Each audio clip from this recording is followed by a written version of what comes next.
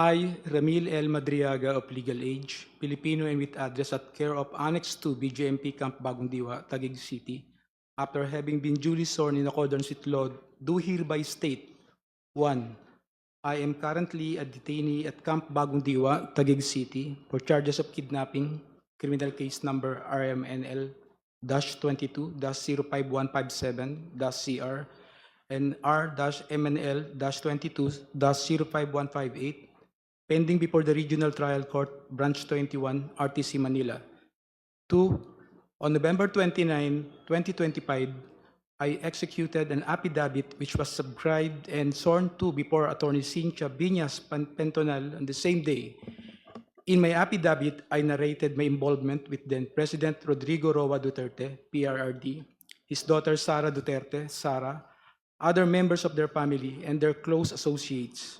More specifically, I provided a personal account of the various works I did for the aforementioned individuals, including campaign and organizing activities, intelligence gathering and sabotage, and transportation of large sums of money under the direct instructions of either PRD or SARA. 3. With my consent, my affidavit was submitted and referred to the Office of the Ombudsman through a letter dated December 15, 2025. 4. After I executed my affidavit, I learned that Sara denied any affiliation with me and that she has no personal or professional relationship with me. She added that she has never given me any instruction of any kind. 5. I received through my counsel a copy of complaint dated March 4, 2026, filed by Sara or BP Sara herself before the Office of the City Prosecutor, Taguig City, for perjury. In her complaint, BP Sara reiterated that she has no personal or professional relationship with me. In fact, prior to the dissemination of the Madriaga affidavit, BP Sara had no recollection of knowing, meeting, or interacting with me. 6. However, her denial of any affiliation with me is absolutely false. She lied under oath in her perjury complaint against me. Hence, I decided to execute a supplemental affidavit providing further details on the narration I made in my previous affidavit with additional accounts of other orders, tasks, or works given to me by either PRD or SARA or BP SARA. Engagement activities with President Rodrigo Roa Duterte. 7. Prior to the 2016 national elections campaign, I was working for then Congressman Roylo Goles as one of his political officers specializing in intelligence gathering and sabotage operations. Congressman Goles decided to support the candidacy of PRRD. Hence, he introduced me and endorsed my services to PRRD during their meeting at the latter's residence in Taal Street, Bangkal, Davao City, around the 2015 or early 2016. He mentioned to PRRD that I was previously under detention and that I later survived death row. Congressman Goles also added that I am his #1 asset in the National Security Council during his time as National Security Advisor. 9. When PRRD was elected president, Cong Goles' brother, Ferdinand Goles, was appointed as a member of the Board of Directors or the Basis Conversion and Development Authority, BCDA. On the other hand, PRRD directed me to serve as a counterintelligence agent for the National Security Council. 10. However, I was never under the employ of the Office of the President or any government agency. Instead, I was directly employed by PRRD. I received my salary from a certain Canlas, a PNP officer, previously from Davao, at the start of every month in the amount of 100,000 pesos to 150,000 pesos in cash. 11. As part of my duties, PRRD specifically instructed me to monitor, operate, and sabotage former Senator Trillanes. However, PRRD was apprehensive in ordering the assassination of Senator Trillanes because of the latter's support and contact in the armed forces of the Philippines. 12. Sometime in 2018, PRRD asked Sara, BP Sara, to go to his home in Taal Street, Bangkal, Davao City, to discuss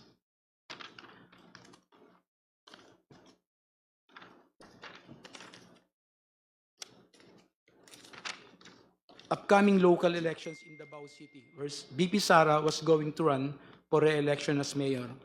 During this meeting, PRRD introduced me to Sara and told me, "Ram, ikaw na bahala kay Inday." Since then, I frequently met and discussed with BP Sara, then Mayor Sara, regarding various matters. However, she gave me strict instructions that all conversations should be done as much as possible by call and minimize text messages. 13. Furthermore, PRD also asked me to profile individuals associated with BP Sara, then again Mayor Sara, because she is his favorite among his children. PRD wanted Sara, BP Sara, in politics instead of Paulo Duterte Pulong and Sebastian Duterte Baste, who he characterized as baliw and bading, respectively. Number 14, sometimes in 2021, PRD gave me 25 million to purchase high-end motorcycles for Sara's use while she is in Metro Manila and other ordinary motorcycles for our group operations. 15, hence, I bought two 2021 model Harley-Davidson motorcycles from a dealership in Green Hills, EDSA for around 2,500,000 pesos, inclusive of accessories, and around 2 million pesos exclusive accessories, respectively. Both Harley-Davidson motorcycles were placed under the name of my son. I also purchased two 2021 model Ducati motorcycles from a dealership in Katipunan, Quezon City for around 3,500,000 pesos and around 2,300,000 pesos, respectively. In addition, I also bought accessories for these Ducati motorcycles in the total amount of 500,000 pesos. Both the Ducati motorcycles were placed under my name. 17. Lastly, I also purchased 7 Yamaha NMAX motorcycles for the operation of Initiative for Social Justice Innovation and Progress Pilipinas, or ISIP Pilipinas. The remaining money was distributed to my colleagues in ISIP Pilipinas. 18. All purchases of these motorcycles, including the aforementioned accessories, were paid in cash using the money given to me by PRRD. Custom magnetic lifter transaction with Attorney Manscarpio. Sometime in 2017 or 2018, PRD told me to assist the husband of Sara, Attorney Manasseh Manscarpio, regarding a problem with the Bureau of Customs. However, no specific details were provided by PRRD. Thereafter, Attorney Mans called me. We later decided to meet in front of a coffee shop in Burgos Circle in Bonifacio Global City, Taguig City. During our conversation, he asked me to assist in facilitating the release of what he called construction equipment, which was plugged and confiscated by the Bureau of Customs. Attorney Mans gave me a contact person, a female lawyer, to coordinate with it regarding the BOC problem. After 2 days, I went to the BOC to meet the female lawyer to discuss the release of construction equipment. This time, I learned that the construction equipment was actually magnetic lifters.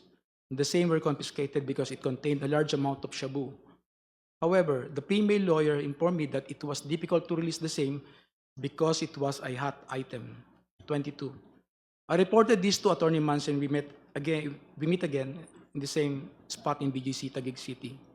This was the last time we met regarding the issue. Later, I learned that the content of the magnetic lifters is at least 500 kilograms of shabu worth 4.3 billion pesos were mysteriously missing. Dummy accounts and bank transactions of PRD. Despite only earning 100,000 pesos or to 150,000 pesos from my services to PRD, millions of pesos went through bank accounts opened for me by close associates of PRD. I admit that during PRD's term as president, I served as a dummy for the transfer of large amount of money.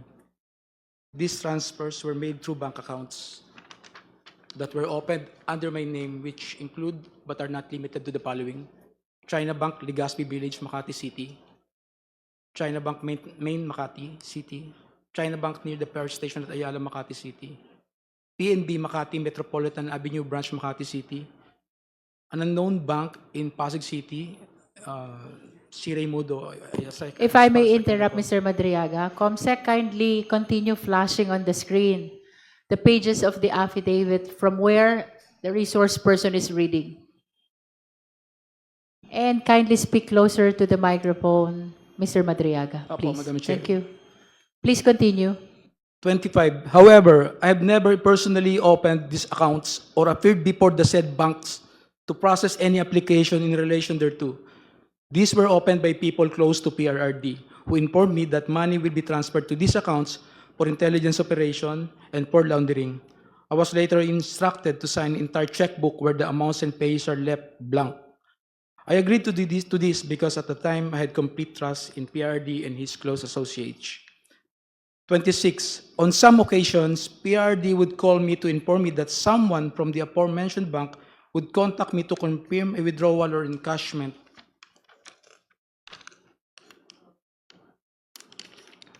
Of checks, there were also instances that where PRD would instruct me to personally visit the said banks to pick up the money and bring it to Malacanang or to the designated individuals. I distinctly remember that PRRD directed me on 3 separate occasions to pick up 100 million from a bank inside the mall in Lubao, Pampanga, which were all delivered to Malacanang. On another incident, I was informed by PRRD that the 2 land bank managers' check which were to be delivered to one of our safe houses in Eastwood, Quezon City, in the amounts of 84,200,000 pesos and 4,800,000 pesos, respectively, were issued under my name. Copies of the 2 land bank managers' checks are hereby attached as annexes A and A-1. 28. To prove the aforementioned allegations, I am willing to execute an affidavit, authorization, or any other document, and to perform all acts necessary for Committee on Justice of the House of Representatives or the courts to access the aforementioned bank accounts and all other bank accounts under my name. Term sharing and destabilization efforts. 29. Sometime in November 2021, PRD mentioned to me that Ferdinand Bongbong Marcos Jr. will run for the president while Sara will serve as his running mate. PRD added that a few months ago, BBM and Senator Amy Marcos visited him to discuss a possible alliance to the 2022 national elections. During this meeting, BBM was able to convince PRRD to have Sara as BBM's vice president. However, they also agreed that by 2025, BBM will voluntarily step down to give way for a Sara presidency. After Sara took her oath as vice president, PRRD had a discussion with me, with retired generals of the Armed Forces of the Philippines, where I was also present regarding all the possible scenarios for unseating BBM by 2025. In case he reneged on his promise, the general objective was to ensure that PBBM will only serve less than 4 years of his term as president, so that Sara, upon assumption to the presidency, will still be eligible for the presidency in 2028. 31. I remember that one of the plans considered was to sabotage BBM's administration by using some of BBM's own men, either recommended by PRRD for appointment or allied with the Dutertes, to reveal supposed corruption issues that will serve as a precursor for an impeachment complaint. 32. In the event that BBM will not voluntarily step down or hand over the presidency to Sara, extraordinary measures of overthrowing BBM will be considered, which include assassination, mass resignation of government officials, civil disobedience, and even an armed assault of Malacanang Palace. It was also considered by PRRD to arrange assassination or armed hits of several government officials in order to cause massive civil unrest. The resulting civil unrest will be used as basis to organize a group of military officers to stage a coup. 33. One of my assignments was to recruit civil groups, schools, clubs, fraternities, criminal groups, and syndicates. Inday Sara is my president, ISIP, at 2022 national elections campaign. 34. In 2020, I was instructed by PRRD and Sara to help form a group to support Sara's candidacy for president in the 2022 national elections. Hence, I helped establish and register a non-profit corporation called Initiative for Social Justice Innovation and Progress, or ISIP Pilipinas, Incorporated. But to us supporters of Sara, ISIP actually stands for Inday Sara is my president. I helped establish ISIP together with some friends of BP Sara and alumni of San Sebastian College of Law, SSC Law, including Assistant Special Prosecutor Ryan Ray Kilala of the Office of the Ombudsman and his wife, Aurea Fortuna Kilala. A screenshot of one of ISIP's video conference meetings where Sarah and Attorney Ryan were present is here to attach as Annex B. A photo of Attorney Reynold Monsayac wearing an Inday Sarah is my president is here to attach as Annex B-1. 35. I got close with Attorney Ryan, who was previously a professor of Sarah and former associate dean of SSC Law. He shared with me that Sarah was not particularly good in school, was often struggling with her academics and habitually rude and violent to other students. Hence, Attorney Ryan used his influence in San Sebastian College of Law to ensure that Sarah received passing grades despite her poor academic performance. 36. Attorney Ryan and his wife became quite close to me and my family that they agreed to serve as godparents in my son's wedding.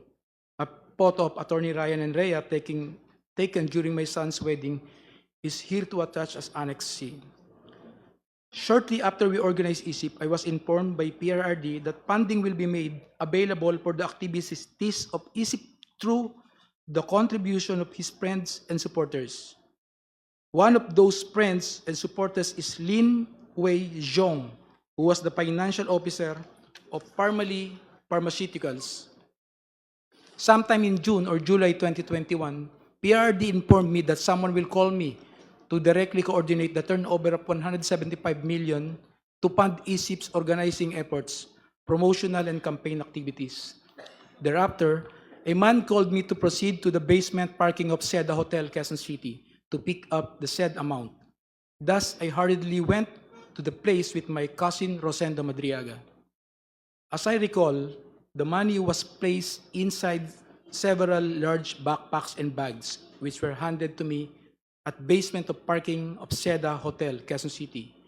I loaded the same to my white Toyota Land Cruiser. Lin Wei Xiong was present when I received the said amount together with two other individuals. He then asked me where will the money be used. I informed him that this will be used to fund election of Sarah, to which he replied, good, good. 40. I directly brought this money to my house for safekeeping. Thereafter, I used this money to fund the campaign activities of ISIP across the country and to establish, organize, and maintain its chapters for the purpose of promoting Sarah's presidential bid in 2022 national election. Some of these chapters include Quezon, Binangonan, Bicol, Antipolo, Quezon City, Zambales, Leyte. Photos of ISIP Filipinas activities are here to attach as annexes D to D-7. 41. The expenses for the activities include costs for merchandise, travel, accommodations, rental fees for offices, lump sum distribution to identified leaders, who in turn pledged to organize for Sarah in their respective communities, and allowances of volunteers and organizers. However, upon the request of Attorney Ryan, I personally delivered 15 million to him in his office at the Office of the Ombudsman. From time to time, PRD would talk to me to check if there is still sufficient funding for ISIP. When the initial amount funding ran out, I promptly informed him and he directed me to get another 100 million pesos from Maestrado Lim, who we call Tanda, at the Hyatt Regency in Bonifacio Global City, Taguig City. The money was placed in several bags and were handed to me by Maestrado Lim. 43. I distinctly remember Maestrado Lim because he previously mentioned during one of our meetings in Davao City that he hated Filipinos in general and Filipino businessmen in particular, stating that peste yung mga Pilipino, yung mga businessman walang kwenta. Aside from Lin Wei Zhong and Maestrado Lim, I also remember that Michael Yang, a very close friend of PRRD who was frequently in Malacanang, also provided financial support to ISIP Filipinas. 45. On September 29, 2021, and despite our extensive campaign activities, I was informed by Sarah that she will no longer run for president and will instead run as BBM's vice president in 2022 elections. This decision caused deep frustration among the members of ISIP. Hence, we organized a video conference with Sarah where I personally asked her to reconsider his decision, as we have already poured some substantial effort toward promoting her candidacy for president through ISIP. During our video conference, I also noticed the painting I personally gave her as a gift. A screenshot of our video conference is here to attach as Annex A. 46. On the same day, I posted the screenshot of our video conference of my Facebook account with the caption, just telling her I cannot vote intelligently without her name on the ballot. Neither can go out and vote wisely unless the same Inday Sara Duterte Carpio appears as a candidate in the 2022 presidential race, ISIP Pilipinas. A printout of the Facebook post dated September 29, 2021 is here to attach as Annex F. Mr. Madriaga, would you like to drink water first Yes, Your Honor, if I to may. give you some relief? This is quite a lengthy affidavit. Please provide him some water. Thank you po, Madam Chair.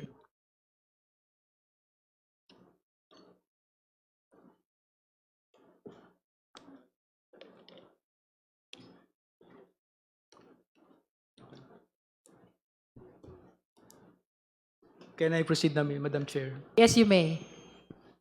46, on the same day, I posted the same screenshot of our video conference on my Facebook account with the caption, just telling her I cannot vote intelligently without her name on the ballot. Neither can go out and vote wisely unless the name Inday Sara Duterte Carpio appears as a candidate in the 2 presidential race, Pilipinas. A printout of the Facebook post dated September 29, 2021 is here to attach. May I know what's happening to you, Mr. Madriaga? You seem to be crying. Are you crying? I just remember one moment. Are you crying? I just, You are nearly crying. May I just put it on record that while reading these portions of the affidavit, the resource person, Ramil Madriaga, is breaking into tears. Can we go back to where you felt frustrated and you're nearly crying? Which part of your affidavit is that? Can we go back to that? number 46 po, Madam Chair. Number 46. Let's go back to number 46. Okay, you may read from 46, Mr. Madriaga. On the same day, I posted the screenshot of our video conference on my Facebook account with the caption just telling her I cannot vote intelligently without her name on the ballot. Neither can go out and vote wisely unless the name Inday Sara Duterte Carpio appears as a candidate in the 2022 presidential race.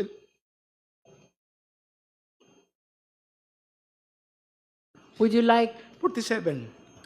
to say something No, about why you are crying on this part of the affidavit? hindi naman, malungkot lang po. Malungkot. Okay, please proceed.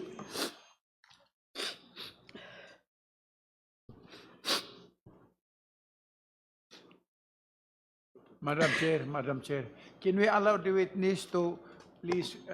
Honorable get his- Dumogan. Thank you, Madam Chair. Can we allow the witness to please get his Yes. composure before he will continue? Yes, we are temporarily suspending to give time to Mr. Madriaga to console himself. On your request that Mr. Madriaga is reading this affidavit that causes him to cry a lot. I think we have to let him finish the affidavit, the reading of the supplemental affidavit until the very end, Madam Chair. And he should be allowed to proceed as soon as he has composed himself. Madam Chair. May I proceed, Madam Chair? Are you ready? Opo, Madam Chair. Okay, you may proceed, Mr. Madriaga. 47, nevertheless, Sara proceeded to run as BBM's vice president under the Unity ticket. I continued assisting her campaign for vice president during campaign sorties. I served as advance party to municipalities, cities, provinces where Sara was scheduled to visit and campaign. In several of these campaign sorties, I personally joined Sara together with other members and volunteers of ISIP, which to us now refer to Inday Sara para sa ikalawang Pangulo. Photos of Sara and me in several campaign sorties are here to attach as Annex G to G-3. 48. During one of the activities of ISIP in Bataan, I got to know a group of farmers who were asking for assistance because of land grabbing incidents in their area. I tried assisting them and I discovered that the entity behind the land grabbing in First Bataan Maribelas Holdings Corporation. More than a year later, I informed Sara about this concern and she told me to bring the group to one of her residences in Metro Manila located at Serendra Bonifacio Global City, Taguig City. I asked the group of farmers to wait outside of Serendra as I went to talk to Sara. When I mentioned to Sara the First Bataan Maribelas Holdings Corporation is the one involved in the land grabbing incidents, she told me that she cannot do anything and that she will no longer meet with the group of farmers. Through ISIP, I also came to know Attorney Reynold Monsayak, who likewise provided valuable support to ISIP. In recognition of his efforts, ISIP awarded him a certificate of recognition and appreciation at Nomu Bashu, Thomas Morato, Quezon City. Attorney Monsayak was later appointed as the spokesperson of the Office of the Vice President. A copy of the certificate of recognition and appreciation dated June 29, 2022 is here to attach as Annex H. Number 51. The certification of recognition and appreciation was handed by Attorney Ryan to Attorney Monsayak at Nomu Bashu, Thomas Morato, Quezon City, where I was also present. A photo of Attorney Ryan handing the certification of recognition and appreciation to Attorney Monsayak is here to attach as Annex I.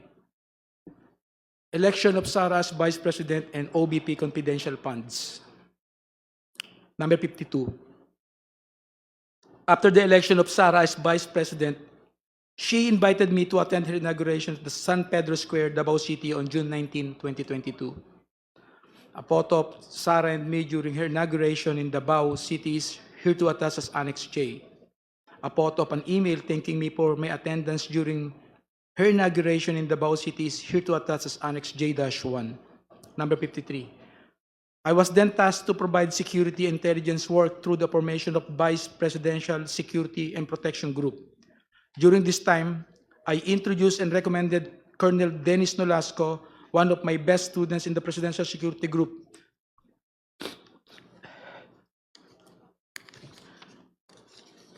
to assist this matter. Number 54. Colonel Nolasco then tapped the services of Colonel Raymond Dante La Chica to head the BPSPG. Afterwards, I worked with both Colonels Nolasco and La Chica from July 2022 to April 2023 for tactical transport services, security of Sara and other VIPs, handing and conveying and highly confidential information, and the transportation of large amount of money to several persons as instructed by Sara. Money deliveries under the instruction of Sara. In the morning of December 20, 2022, Sara called me and she said, "Sir Ram, please coordinate with Colonel Nolasco. Meron tayong deliver sa San Pablo, Laguna, sa night strip, at sa Ombudsman." Sara added, "Bawi tayo sa kanila later." Later, I received a text message from her indicating the places of delivery, which include San Pablo, Laguna, night strip, Office of the Ombudsman, and the corresponding contact numbers. Number 56. Later that morning, Colonel Nolasco sent me a text message directing me to go to the DepEd Central Office in Pasig City, beside Ultra at around 1:30 p.m. for the transport. Transport is a shorthand for delivery or transportation of large sums of money between Colonel Nolasco and me upon the instruction of Sara. After receiving the text message, I hurriedly prepared and went to the DepEd Central Office together with 4 other individuals, Richard Babagay, Arman Villanueva, a certain Chip, and a certain Ruel. Number 58. Richard and I were aboard my blue Toyota FJ Cruiser, while Arman, Ruel, Noel, and Chip came in Toyota Grandia with the sticker Inday Sara Champura Duterte attached to both sides of the van. Richard was driving my blue Toyota FJ Cruiser and Chip was driving the Toyota Grandia. A photo of the Toyota Grandia with the sticker Inday Sara Champura Duterte on both sides of the van is here to attach as Annex K. A photo of my blue FJ Cruiser is here to attach as Annex K-1. Number 59. As we parked my Toyota FJ Cruiser near the main entrance of DepEd, Colonel Nolasco appeared from the main entrance and approached our vehicle. I alighted to the vehicle to meet Colonel Nolasco and we talked while we waited for the arrival of Colonel Lachica. He mentioned that they will also provide a red Mazda sedan, which will be used to deliver the money to the office of the Ombudsman.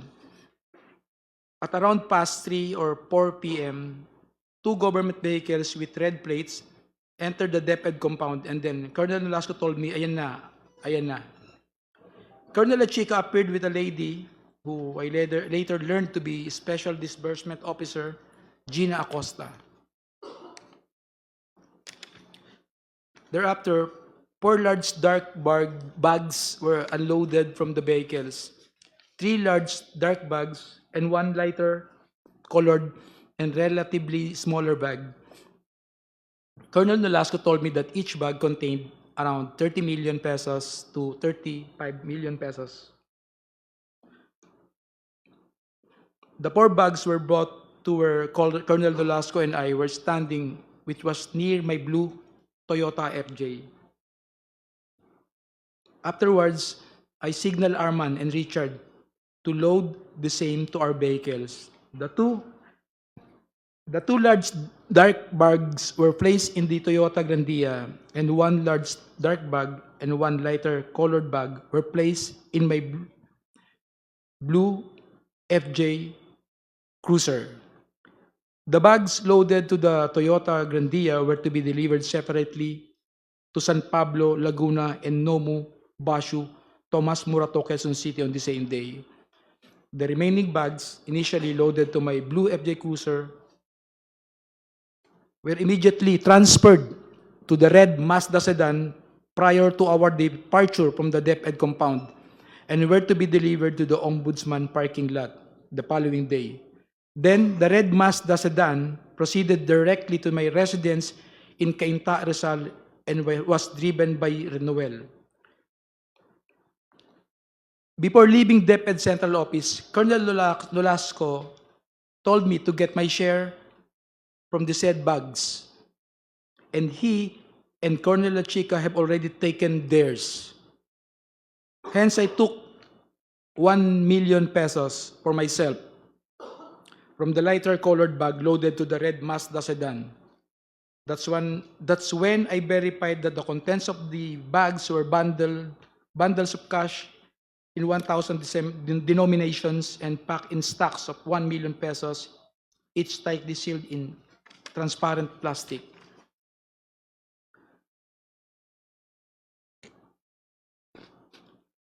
We, Blue Toyota FJ Cruiser and Toyota Grandia, left DepEd Central Office past 5 p.m., heading to San Pablo, Laguna. As we approached Laguna, I called the contact number provided by Sarah, informing the designated recipient that we are on our way. However, I was directed to proceed to Cabuyao, Laguna instead. We arrived in Cabuyao, Laguna past 8 p.m. and were then instructed to proceed to an area inside the industrial park to meet individuals who were designated to receive the first bag for a politician in Laguna. As we approached the designated place, I can clearly see from our vantage point an SNR membership shopping establishment. Upon arrival, I immediately saw 3 persons standing in wait beside the dark sports utility vehicle. One of them proceeded to the Toyota Grandia and took one of the bags. We immediately left after the delivery of the first bag. 65. Thereafter, we proceeded to Nomu Bashu, Tomas Murato, Quezon City, a comedy bar we call the Night Strip, frequented by SSC Law alumni including Attorney Ryan and Attorney Monsayak. 66. I am quite familiar with Nomu Bashu because I had previously visited it several times in relation to my work with SARA and ISIP Pilipinas. In fact, this is the same place where ISIP gave Attorney Monsayak a certification of recognition and appreciation. We arrived at Nomu Bashu around 12 midnight. I went inside the establishment with Arman, who was carrying the second bag. I immediately saw Attorney Monsayak, who was at the same time, at the time, in the middle of the place together with a woman and several men. When he saw me, he stood up and signaled for us to go upstairs. We then proceeded to the stairs leading to the second floor. Arman walked ahead of me while I followed him. Before I got to the second floor, I saw a man who came out of the room and received the bag from Arman. After that, we proceeded to exit the premises, and as I was passing near table of Attorney Monsayak, I looked at him and he nodded.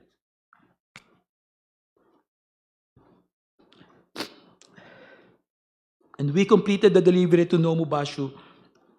We stopped to eat around the area while eating. I told Arman and Richard to meet me at my house in Cainta, Rizal, later that day at 8 a.m.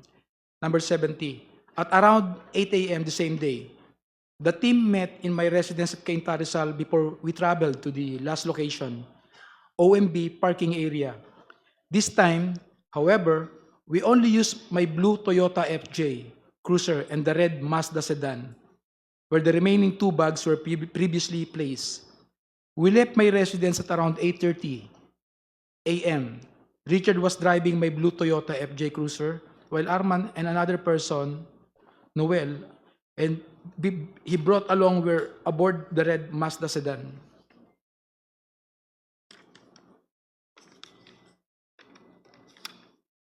'71. When we arrived, the guard gave a signal directing us to park in a specific area in the red Mazda sedan, where the remaining two bags of money were placed. We left the keys on top of the left front of the wheel, which is our usual practice when delivering large amounts of money. 72. Previously and upon direct instructions of PRD, Sarah, I've also delivered money to Ombudsman Samuel Martires or Attorney Ryan, which I usually place inside an open trunk of a designated car. Number 73. After completing the last delivery, we left the Ombudsman compound aboard my blue Toyota FJ Cruiser. A few years later, I read from several media reports that 125 million OBP confidential funds in 2022 were reportedly utilized in just 11 days. This is wrong because I personally disposed the money in less than 24 hours. Sarah attempt to visit me at Annex 2 BJMP Camp Bagong Diwa.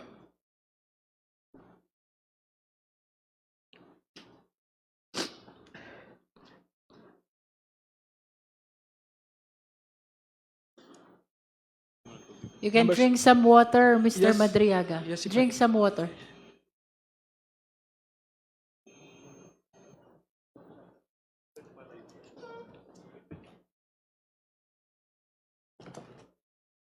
Thank you po, sir.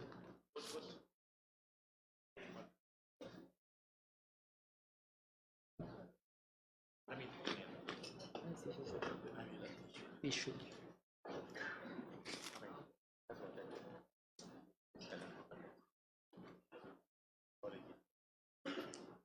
May I proceed, Madam Chair po? Feel free to start whenever you want.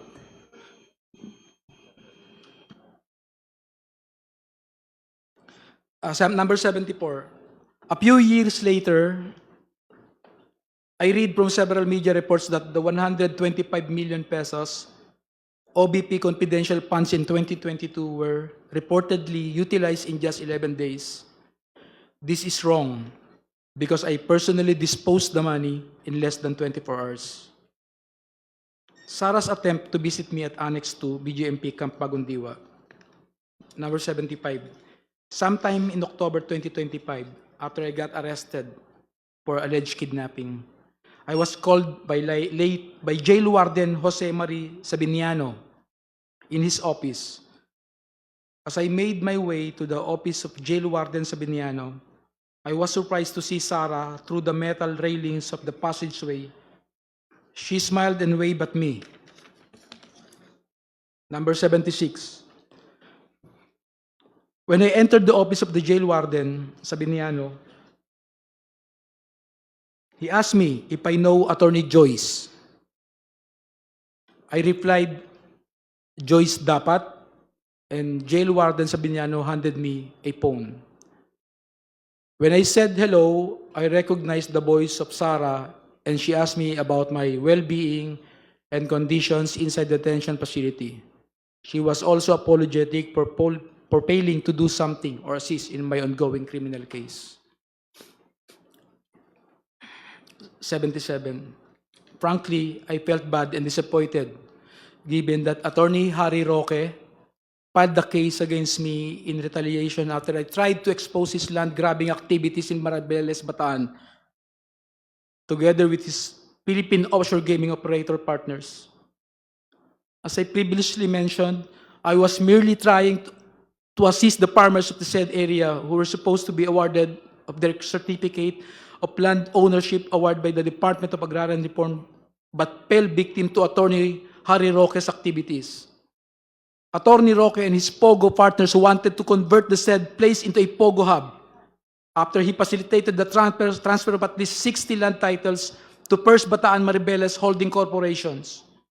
In fact, Danny Corral, President and Chief Executive Officers of First Bataan Maribeles Holding Corporations, is also an incorporator of Lucky South 1999 Outsourcing Incorporated and Lucky South 1999 Corporation, which were involved in POGO operations in Pampanga. Number 80, more importantly, I felt betrayed that despite all my efforts to support Sarah, to the extent of even committing high-risk acts for her and her family, she did not lift a finger to stop Harry Roque, who is her known ally and supporter, from filing the unfounded kidnapping case against me.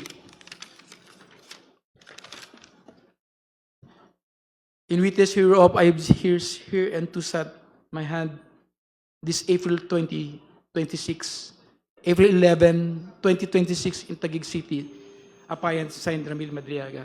That will be all your, Madam Chair. Thank you, Mr. Madriaga. Are you okay? Yes, Madam Chair, I'm okay. You think you are in the best position now to give your testimony? Yes? Yes, Madam Chair. You want a house doctor to check on you first before we continue? No, okay You're lang po. okay? I'm okay, Madam Chair. Okay. Thank you. Are you ready for clarificatory questions on your affidavit? Yes, Madam Chair. All right.